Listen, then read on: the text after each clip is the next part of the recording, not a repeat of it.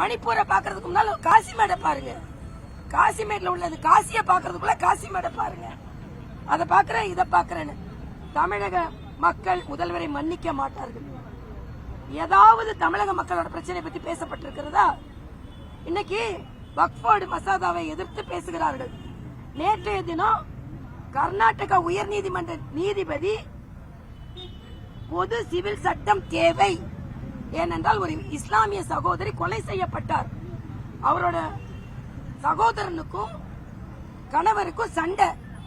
பொது சிவில் சட்டம் இல்லாததனால்தான் இஸ்லாமிய சகோதரிகள் இப்படி பாதிக்கப்படுகிறார்கள் என்று உயர்நீதிமன்ற நீதிபதி சொல்லியிருக்கிறார். ஆக எல்லாமே நல்லதை செய்து கொண்டிருக்கும் போது இது எல்லாம் தப்பு.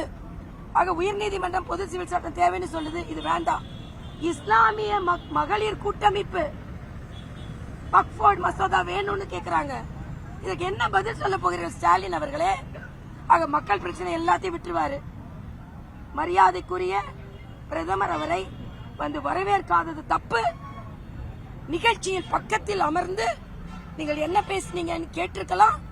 என் வரவேற்கு வரும்போது அதற்கான பேசுகின்ற வாய்ப்புகள் அதிகம். ஆக நம்ம நாட்டிலே வந்து தமிழ்நாட்டுக்கே வந்து பக்கத்துல அமர்ந்து பேசக்கூடிய உரிமை இருந்தும் நீங்க பேசல. இந்த உரிமையை நீங்கள் விரைவில் இழப்பீர்கள் ஸ்டாலின் அவர்கள்.